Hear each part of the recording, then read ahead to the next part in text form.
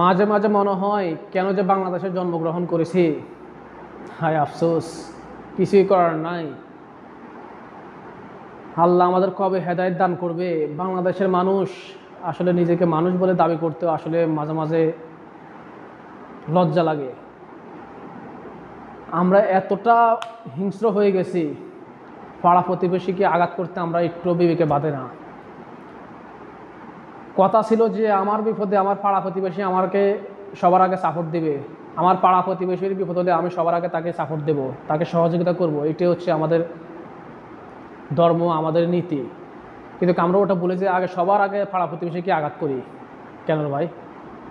বিবেকটা কি আপনার দুনিয়া থেকে বিদায় নিয়ে গেছে? আপনার বিবেক কি মরে গেছে? আপনার ঠিকই দিনবেলা খানা খান, ভালো খাবার আপনি ঠিকই খান, আপনাকে তো কেউ বলা লাগে না যে এই জিনিসটা ভালো, এটা খাও, আপনি নিজেই খান। আপনি তো ভুল করে মুখ দিয়ে খানা থুয়ে নাক দিয়ে কখনো খান নেই, ঠিকই তো মুখ দিয়ে খান। তাহলে আপনার এই বিবেকটা কেন নাই? আপনার বিবেকটা কেন নাই সেটা বলেন। আপনার বিপদে আপনার পাড়া প্রতিবেশী আপনাকে আগে বিপদে আসবে, আপনার পাড়া প্রতিবেশীর বিপদ হলে আপনি ওখানে আগে যাবেন। তা না করে এখন আজকাল উল্টা আমরা পাড়া প্রতিবেশীকে আক্রমণ করতে ব্যস্ত হয়ে পড়ি। কেন রে ভাই? রাজনৈতিক হিংসা তো কেন আপনার মনের ভিতরে কেন এত হিংসা? আপনার দুনিয়াতে থাকবেন কয়দিন? আপনার দাদা দুনিয়াতে আছে? আপনার দাদার দাদা আছে? অনেকের তো বাবাও নাই আমার মতো। আপনার দাদা দুনিয়াতে নাই, দাদা দাদা নাই, তার দাদা নাই, তাহলে চিন্তা করেন আপনারা একদিন থাকবেন না। তাহলে কেন এত বাহাদুরি? কিসের এত বাহাদুরি বলেন আমাকে? এত বাহাদুরি আমাদের কিসের? কেন আমাদের এত অহংকার কিসের? আমাদের অহংকারের কারণে আমাদের পাড়া প্রতিবেশীকে আমরা কষ্ট দিই। যেখানে আমাদের পাড়া প্রতিবেশীকে আমাদের বিপদের সহযোগিতা করার কথা, সেখানে আমরা তাদেরকে কষ্ট দিই। কেন রে ভাই? কী কারণে? কারণটা কি আপনার বলেন আমারে। না আপনি এমন একটা পাওয়ার নিয়ে আসছেন আপনি আজীবন দুনিয়াতে বেঁচে থাকবেন, আপনার দুনিয়া থেকে বিদায় নিতে হবে না। আপনার দুনিয়া থেকে বিদায় নিলে যেন আপনার পাড়া প্রতিবেশী সবার আগে আসে আপনাকে বিপদে সহযোগিতা করে।